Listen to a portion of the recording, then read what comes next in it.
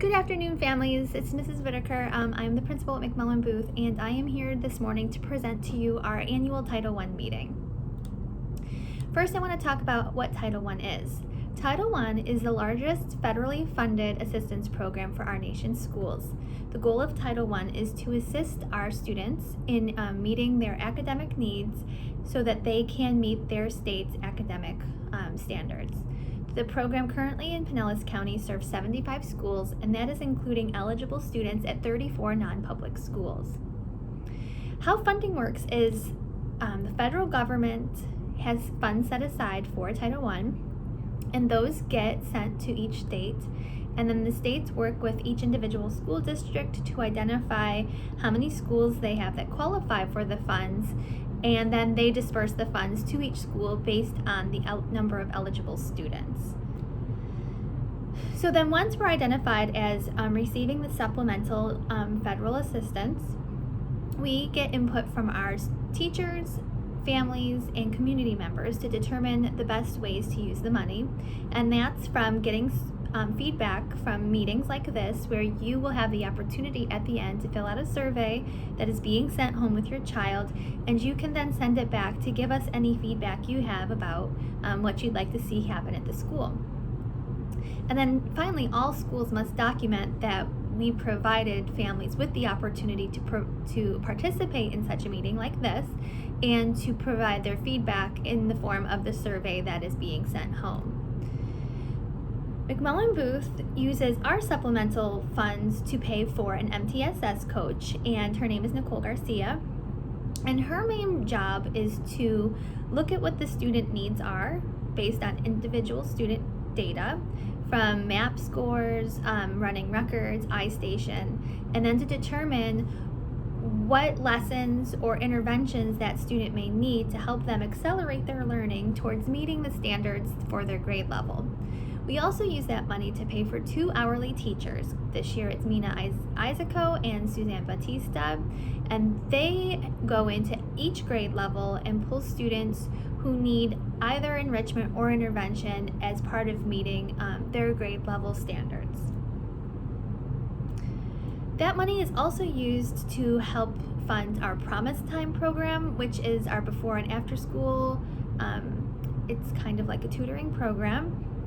And so students in our club specifically, and then other students that we invite, have the opportunity to have extra assistance academically towards meeting their state standards.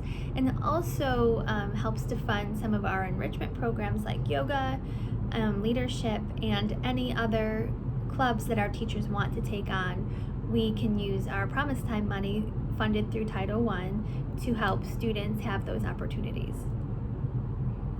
Another part of being a Title I school is that you are afforded the parent's right to know. As a parent of a student in Pinellas County Schools, you have the right to be provided with information regarding your child's level of academic performance in the areas of reading, language arts, writing, mathematics, and science. You also have the right to request and receive information on the qualifications of your child's teacher and the supplemental personnel that are working with your child. It's also your right to be notified of non-highly qualified and out-of-field teachers at the school, and it's also your right to be informed if your child is being taught by an out-of-field teacher. So the main goal of Title I is to provide avenues for our community, our families, our students, teachers, school, community to all work together. And we can do that through the school improvement plan, through meetings like this, our family engagement plan, and the review of our student compacts. So the student compact is a document that is sent home, and it's signed by the family, the student, and the teacher, and it's basically that we're all taking a responsibility and ensuring that that student is having access to their state standards, and that we're all responsible for helping them to achieve success. We have a parent and family engagement plan, and in that plan it identifies trainings that we'll have with our parents to increase student achievement, trainings for our staff to engage parents, communication methods between home and school like our agendas and class dojo, ensuring that we have flexible meeting times for conferences.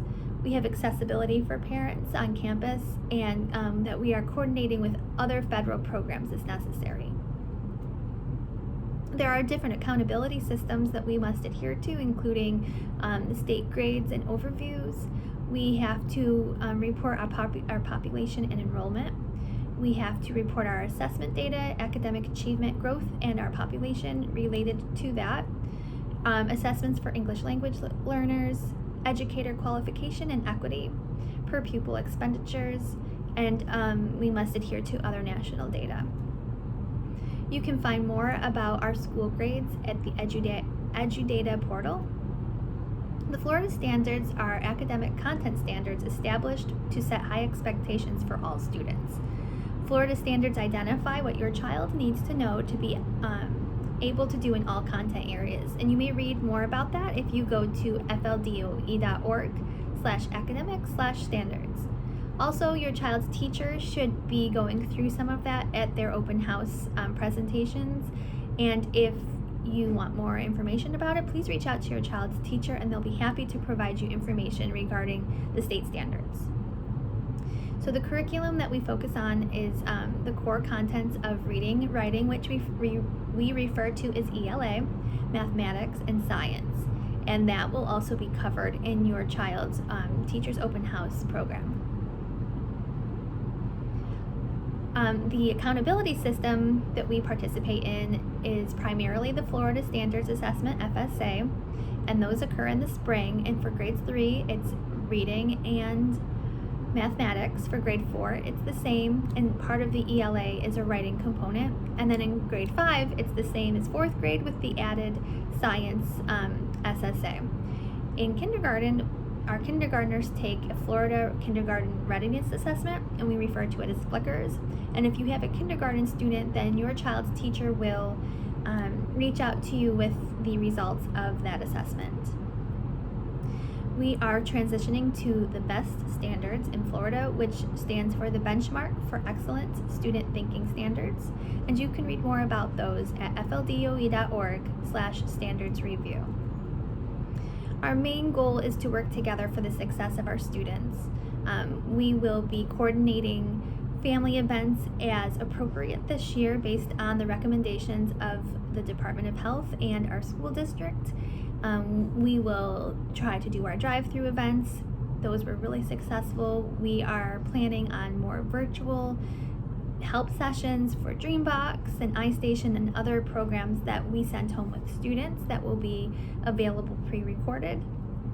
And we have a SAC and a PTA, and we are always looking for members for both.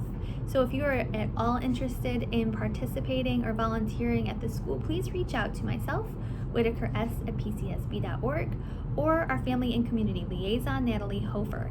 One of us would be glad to get back to you and to figure out how we can get you here to the school to volunteer or be part of the SAC or PTA. There are additional resources at the school on our Title I wall, and there's also an additional tab on our website that is primarily geared towards Title I. So if you're ever looking for more information regarding that, please call the front office and we can guide you to that information. Please remember to use your child's binder or your planner rather to have that back and forth communication with the school. Most of our teachers use Class Dojo as well, and we are required to check our email and respond within 24 hours. So that is also a great way to communicate with someone at the school regarding whatever your family's needs are. The number to the school is 727-669-1800. The hours that we answer the phone are 7:45 to 3:30, and our student hours are 8:45 to 2:55. Please remember to fill out that survey, or at least sign it and put your child's name so that we know which families were able to participate in this meeting, and we have a better idea of how we can best create connections with our families so that our students can be successful. Thank you so much for taking the time to watch this video. I hope you have a great year. We are looking forward to it.